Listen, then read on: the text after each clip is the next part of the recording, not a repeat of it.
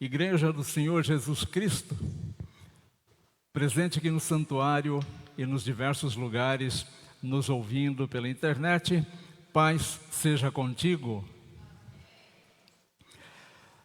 Nós lemos já o texto que é a base para a meditação de hoje, que é a Epístola aos Efésios, o capítulo 4, versículos 17 a 32. Como nós já lemos todos estes versículos, permitam que eu vos lembre repetindo os versículos 22, 23 e 24, que diz assim: quanto à maneira antiga de viver, vocês foram instruídos a deixar de lado a velha natureza, que se corrompe segundo os desejos enganosos, a se deixar renovar no espírito do entendimento de vocês e a se revestir da nova natureza, criada segundo Deus, em justiça e retidão procedentes da verdade.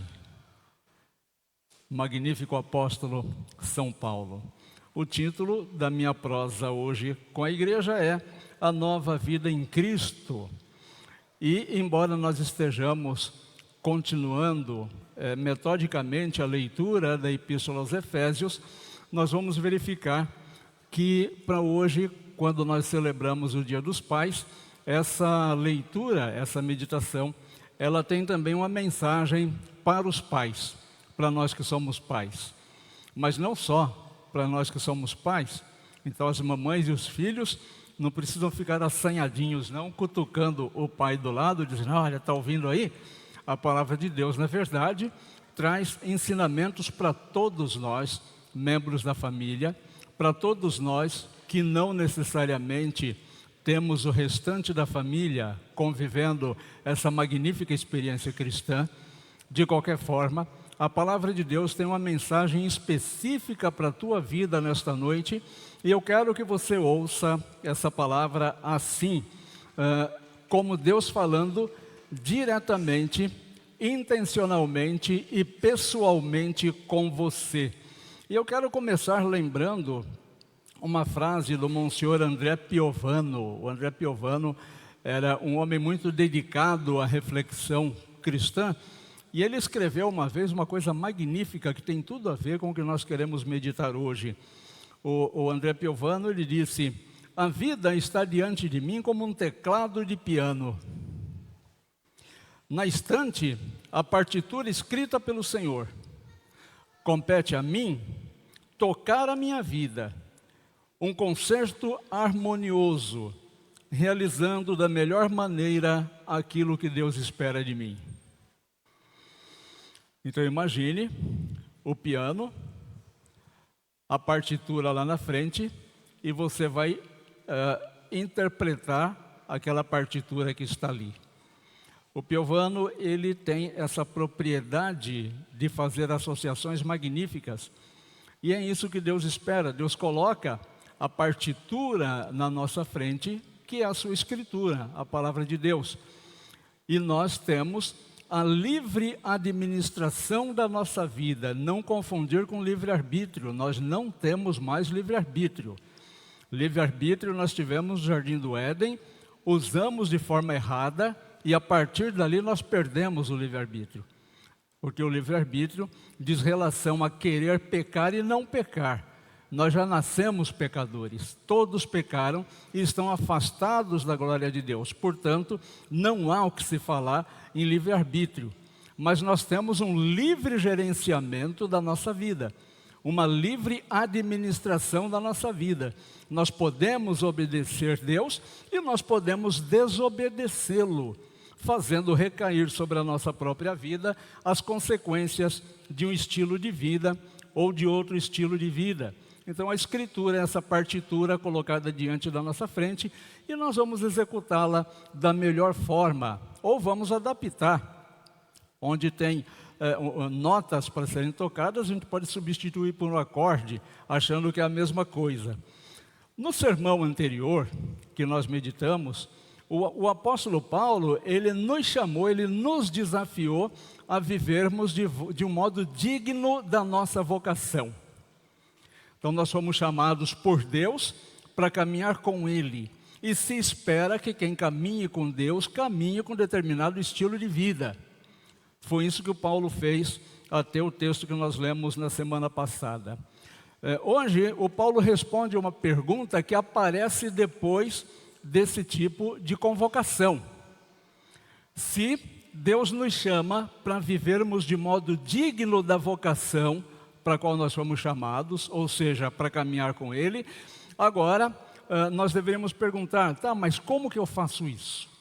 O que é andar de forma digna da vocação? Paulo vai responder isso. Como que eu faço isso no dia a dia? Com as minhas coisas, no meu ambiente, no meu dia a dia, como que eu posso viver isso? E hoje, neste domingo em que nós celebramos o Dia dos Pais, nós vamos também fazer esta associação. No dia de hoje, nós agradecemos a Deus pelos pais que são presentes, pelos pais que caminham conosco. Nós lembramos daqueles que já partiram, que já voltaram para casa, e nós também relembramos de maneira grata e às vezes não tão grata, de figuras que assumiram um dia a função paterna em nossas vidas. De qualquer forma, essa data da comemoração do Dia dos Pais desperta nos nossos corações emoções diferentes. Cada um tem um tipo de emoção quando nós falamos a respeito dessa figura que é o pai. E talvez não, com certeza, o maior presente que um pai pode oferecer para a família que Deus colocou para ele tomar conta. Então já precisamos deixar isso bem claro. A família é alguma coisa que Deus colocou para o homem cuidar. O homem é o guardião dessa família. O homem é o protetor dessa família. O homem é o mantenedor desta família. O homem é o líder deste lar. Ele não é o chefe da casa. Essa é a mulher. Ele é o líder do lar, da parte imaterial da casa. Isso é sacerdócio do homem. Então, o maior presente que esse homem, chamado por Deus para dirigir essa célula máter, que é a família, o melhor presente que ele pode dar, não é aquilo que ele pode comprar. Vocês já ouviram vários pais, não só pais, mas principalmente os pais, dizendo assim: vou dar à minha família tudo aquilo que eu não tive. Já ouviram isso? Porque a maioria de nós pais associamos em tratar bem a família com o fato de lhe dar coisas.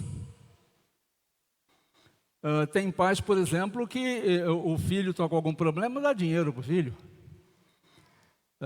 Em vez de dar carinho, dar atenção, dá um celular para o filho.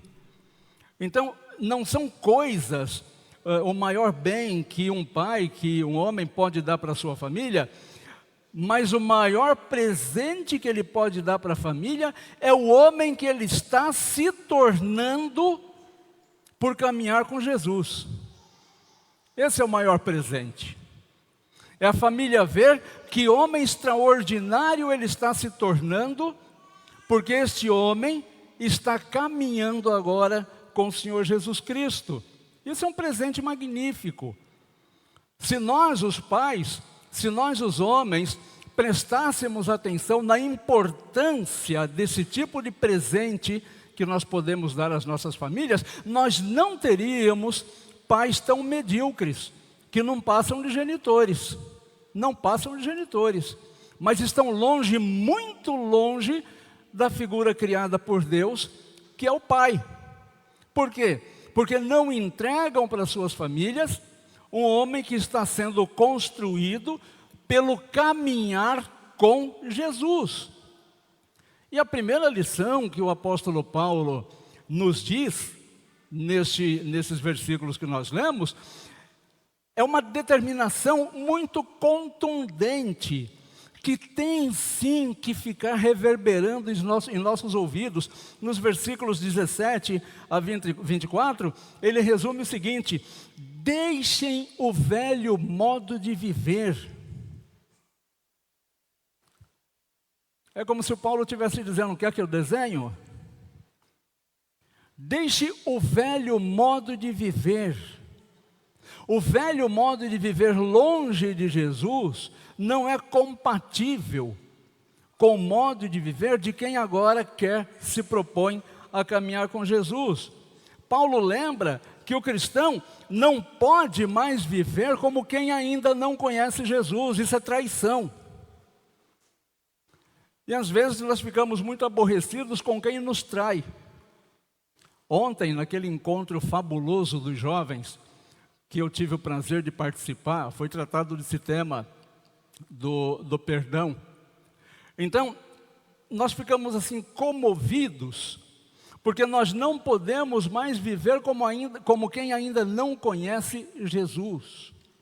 E é muito notório, muito patente, muito visível, muito determinante o estilo de vida de quem se declara amigo de Jesus, mas vive como inimigo de Jesus. É aquela velha coisa: fala uma coisa, mas faz outra. Professa uma coisa, mas vive outra, numa dualidade. Isso se chama traição, com todas as letras. Traição. Nós ficamos traindo Jesus, dizendo para Jesus: eu ando contigo, Jesus, mas na prática eu vivo de forma totalmente adversa. Porque o velho homem, o homem antes de Jesus, ele é marcado por uma mente distante da verdade. O homem que vive longe de Jesus, ele acha normal o adultério. Acha normal. Ele acha normal se embriagar, se drogar, se prostituir e chegar em casa e maltratar a família. Ele acha normal. Ele acha normal ser namorador, mesmo sendo casado, e ainda se gaba diante dos amigos. Eu tinha colegas de trabalho que, quando a gente saía na cidade para almoçar, alguma coisa assim, havia 3 deles que podia passar uma moça lá, qualquer mulher na rua, ele apontava: ah, aquela lá eu já peguei. O outro da mesma forma: aquela ali eu já peguei. Como se isso fosse troféu. Como se fosse uma coisa digna de se falar. Essa é a mentalidade da pessoa que vive longe de Deus. Do homem que vive com o coração tenebroso, com o coração nas trevas, traindo Jesus. Traindo, eu digo, na perspectiva de quando ele se diz chamado por Jesus, mas vive de forma dissoluta. O homem que vive a velha vida é marcado por um coração endurecido. Nada que se fala para ele amolece aquele coração. Você anuncia o pecado, ele para, ouve, para logo em seguida continuar persistindo no pecado dele. Ele é animoso, é uma pessoa de animosidade. E se você insistir em mostrar o pecado dele, ele vira as costas, fica com raiva de você e morre abraçado com o pecado, mesmo se dizendo cristão. Mas o apóstolo Paulo, ele diz que em Cristo nós recebemos uma nova identidade. Nós não somos mais o velho homem, nós somos chamados para nos revestir de um novo homem. E aí no texto que a diaconisa Rita leu alternadamente com vocês, vocês vão ver comparações. Quem fazia isso, não faça mais. Quem vivia daquela forma, não viva mais assim. É isso que o apóstolo Paulo está instruindo. Ele está recomendando que nós nos revistamos de um novo homem. Eu costumo dizer para as pessoas que se aproximam de mim, eu digo assim: olha, tenham uma vida tão diferente que as pessoas tenham que aprender a te conhecer novamente. Porque aquela pessoa antes de Cristo já não existe mais. Você é uma nova criatura. E as pessoas vão ter que aprender de novo a te conhecer, porque você não tem mais nada a ver com aquela figura velha. Mas há um preço que se pagar por isso. Então, meus queridos, quando nós recebemos essa nova vida de Cristo, nós temos que considerar que com esta mentalidade, nenhum pai acorda decidido a ferir os filhos. Nenhum pai acorda de manhã, olha para sua prole e diz assim, eu vou magoar qual destes hoje? Este, aquele ou todos? Nenhum pai acorda com isso. Mas o coração dele, se não é renovado por Jesus, e preste atenção que eu digo isso sem constrangimento nenhum, se o coração desse homem não é renovado por Jesus Cristo, ele acaba repetindo hábitos antigos. Coisas que até ele já fez algumas vezes, ele volta a fazer. E o que são esses velhos hábitos? Velhas palavras, críticas destrutivas, desencorajadoras, calúnias, acusações, palavras de desânimo para os seus filhos, muitas vezes mexem em velhas feridas. Esse é o coração de um homem que não é renovado por Cristo. A Epístola Paulina traz uma notícia boa para a gente, dizendo que nenhum de nós somos condenados a viver no passado. Nenhum de nós estamos condenados a viver essa velha vida. Mas está diante de nós a possibilidade extraordinária de viver uma vida totalmente diferente, uma vida transformada. É sempre possível começar uma nova história a partir de Jesus Cristo. Ontem à noite, eu até perguntei para o Renan para ele me ajudar, o Renan que deu hoje uma palestra magnífica sobre o cristão e as redes sociais. Meu celular ontem disse assim, o seu sistema operacional vai ser renovado essa noite. E eu disse para o Renan, o que é isso aqui? Ele falou assim, isso daí está dizendo que essa noite o sistema operacional do seu computador vai ser atualizado, vai se transformar numa coisa nova. E olha, o meu celular avisou que ia se renovar. Mal comparando, há pais que conseguem atualizar até de celular, não só o sistema operacional. Dispensa aquele celular e compra outro, um mais novo, um mais moderno, com mais recursos, mas continua usando a mesma maneira de reagir às pessoas que usou a vida toda. Renova o celular, renova o sistema operacional, mas não renova o seu caráter. Continua pecando, continua errando, continua ferindo. Paulo nos convida a uma atualização muito mais importante que a atualização de um celular. Paulo nos convida à renovação do coração, à renovação da mente, a enxergar as coisas e a viver de um modo totalmente diferente, que agrade primeiro a Deus e depois você vê se vai agradar as pessoas ou não. Porque a preocupação primeira nossa deve ser agradar a Deus. Quem vive em função de querer agradar as pessoas, vive também a necessidade de receber das pessoas aprovação.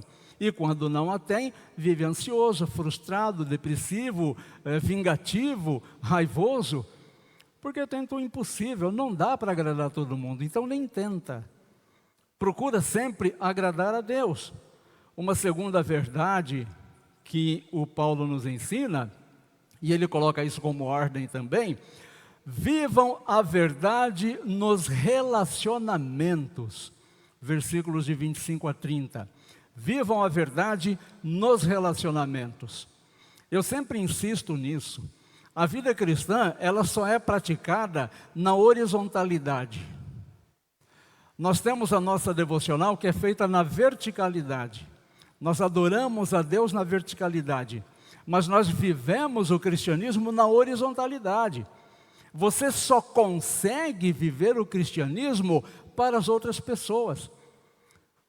Você consegue viver o cristianismo para a natureza. Você consegue viver o cristianismo incluindo outras pessoas no seu coração. Mas você não consegue viver a devoção na horizontalidade. Não dá para inverter as ordens. Deus você adora, com as pessoas você convive.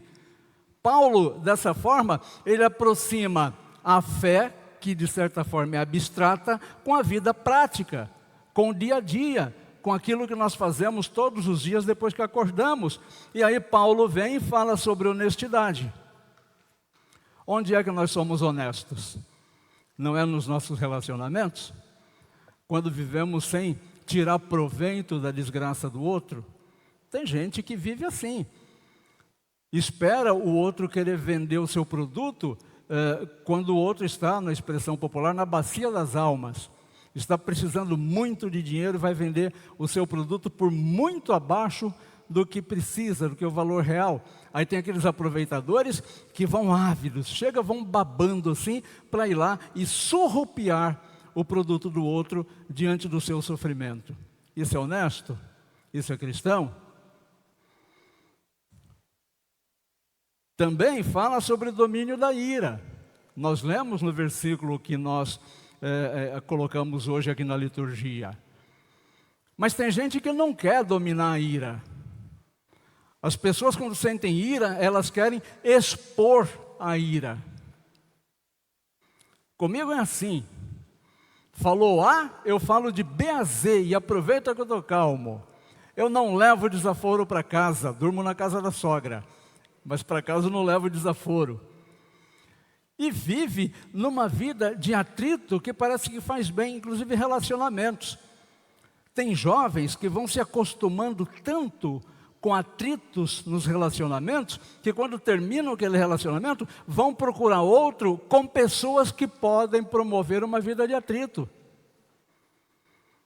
Eu lembro uma vez do pastor Eduardo, meu filho mais velho, muito atencioso com a namorada. Uma vez ele pegou o ônibus para ir ali no Shopping Center Norte, e estava uma chuva fenomenal.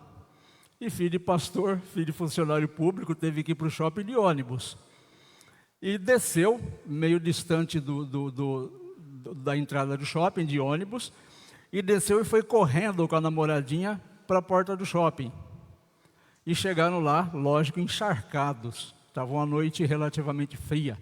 Enquanto a moça se sacudia lá na porta do shopping para tirar o excesso de água, havia ali, bem pertinho da porta do shopping, uma banca que vendia chocolate quente. Ele correu lá, comprou um chocolate quente e trouxe para a moça. Toma esse chocolate para você se aquecer. A moça explodiu, jogou o chocolate no chão e disse para ele, na época tinha o tal de Tirso, não é isso? Lá de um canal de, acho que era Big Brother, tinha um tal de Tirso lá. Aí, que era um rapaz assim, que era muito cuidadoso, alguma coisa assim, que eu não perco tempo assistindo essas porcarias, mas eu li alguma coisa que era isso. E ela jogou um chocolate no chão e gritou com ela, e disse assim, Eduardo, para de ser Tirso, pelo amor de Deus. Ele ficou olhando, e óbvio que eles terminaram ali, na porta do shopping, diante daquela agressividade. Mas a pessoa não domina a ira. Se a ira vem, a pessoa joga para fora. E há, inclusive, quem aconselha. Olha, não guarda a ira para você não, joga para fora. A pessoa está dizendo para agredir o outro, mas a ira é minha. Que culpa que o outro tem da minha ira? Por que eu tenho que machucar o outro com a minha ira? O apóstolo Paulo, obviamente, se refere aqui também as pessoas que não estão sensíveis ao Espírito Santo. A nova vida em Cristo aparece nas pequenas atitudes, especialmente na forma como nós tratamos as pessoas nos nossos relacionamentos. De fato, as palavras constroem ambientes ou destroem ambientes. Um elogio sincero, por exemplo, pode impactar e acompanhar a vida de um filho para o resto da vida. Às vezes os pais nem percebem, mas uma palavrinha de elogio que falou, acompanha e dá força para o filho para o resto da vida. Tem pais que, ao contrário, dizem para os filhos, você é burro, não aprende, que moleque burro, que menina burra. Aí chega lá na escola, o professor se mata de explicar, a criança não entende. Mas não entende porque os pais convenceram a criança de que ela é burra. Culpa da criança? Então, da mesma forma que um elogio sincero acompanha os filhos, uma palavra dura tem também o mesmo poder. E vale isso para o casamento, vale isso para a igreja, vale isso para qualquer relacionamento. Eu tenho dificuldade para cantar, principalmente cantar sozinho. Para vocês terem ideia, eu não canto nem no banheiro, nem no chuveiro. Mas fiz aula de canto, fiz curso de canto. E a professora falou que eu era afinado, que eu cantava bem. Eu não sei se ela queria garantir a mensalidade, mas ela me falou isso. E eu sei exatamente onde o meu problema aconteceu. Eu era jovem, numa igreja em São Paulo, e tinha um rapaz lá, que ele tinha um peito maravilhoso para cantar. Ele cantava com playback nas caixas de som, no volume alto, e ele não usava microfone. Só com a voz dele ele cobria todo o som dos amplificadores. Eu achava aquilo lindo. Ele já faleceu há pouco tempo. Eu disse para ele assim: Odenir, me ensina a cantar. E ele falou: vamos escolher uma música. Ele escolheu uma música, nós ficamos ensaiando aquela música, batendo em cima daquela música. Até o dia que ele disse: a música está pronta. Pede para o pastor que você quer cantar a música. Aí eu falei com o saudoso reverendo Benedito, que foi o pastor que me batizou: pastor, quero cantar hoje na igreja. E eu estava muito confiante. O Eudenir falou que estava bom. Aí peguei o microfone, o pastor deixou, colocou-se o playback, mas eu precisava de microfone, não era o Eudenir, e cantei. As senhorinhas da igreja, como em todas as igrejas, são muito gentis, como as senhoras da minha igreja aqui são extremamente gentis. No final do culto, elas falaram assim: Jesus, que maravilha, que bonito. E aí veio o regente do coral, que era o meu discipulador, bateu no meu ombro e falou: valeu a tentativa. Nunca mais cantei. Nunca mais cantei. Embora eu tenha consciência de que talvez eu possa fazê-lo. Mas aquele valeu a tentativa explode na minha cabeça até hoje. Então, às vezes, você pode destruir a fé de uma pessoa com uma frase mal colocada no convívio da igreja, dentro da família, dentro da igreja, ou em qualquer outro lugar, onde o relacionamento pode ser prejudicado por palavra de homens com velhos hábitos. Alguns filhos crescem ouvindo: oh, seu pai fala pouco, né? Seu pai é caladão. Outros filhos dizem: ah, meu pai fala demais, ele me faz pagar cada mico, meu pai fala muito. O desafio não é falar muito, e o desafio não é falar pouco. Esse não é o desafio que um homem sofre. O desafio que um homem recebe é falar de um jeito que transmita graça. Pausa para reflexão. Você, meu amigo, quando você fala, o que você fala transmite graça? Estou falando com você, homem. O que você fala transmite graça para quem te ouve? A terceira lição do texto de hoje que o apóstolo coloca, ele diz assim: revistam-se do caráter de Cristo. Revistam-se do caráter de Cristo. O que Paulo está dizendo? Amargura. Sabe aqueles corações amargos? Gritaria. Maldade, um coração maldoso, vingativo, não combina com quem foi alcançado pela graça. É absolutamente incompatível. No lugar disso, Paulo apresenta um novo caminho para as pessoas que se sentem atraídas por Jesus. E esse novo caminho é caminhado com bondade, com compaixão. E eu tenho certeza que vocês sabem o que é a compaixão. E de novo o tema que foi refletido ontem no grupo de jovens, que a Rita falou agora há pouco também, o perdão. Isso é o que trilha, isso é o que baliza o caminho dos verdadeiros filhos de Deus. Bondade, compaixão, perdão. E o motivo é simples. E ao mesmo tempo que o motivo é simples, o motivo é profundo. Deus já me perdoou. Deus já perdoou você. E se Deus te perdoou, por que você está retendo o perdão para outra pessoa? Lembra da oração do Pai Nosso que Jesus ensinou? Jesus ensinou, não foi esse o cover. Jesus verdadeiro. Na oração que ele ensinou tem um trechinho que diz assim: Senhor, perdoa as nossas ofensas na medida que eu perdoo os outros. Não é isso que está escrito lá? Uau! Será que a gente para pensar nas coisas que a gente lê na Bíblia? Me perdoa, Senhor, na exata proporção que eu perdoo outra pessoa. O que eu estou dizendo na prática? Se eu não perdoo aquela pessoa, Senhor, também não perdoe a mim. Não é isso? Sim ou não? Sim ou não? Sim, né? Eu estou falando para Deus. Se eu não consigo perdoar, Deus também não perdoa a mim não, tá bom? E está tudo certo, pode me mandar para o inferno que eu vou com gosto. Mas perdoar eu não perdoo. Olha que insanidade, que insanidade.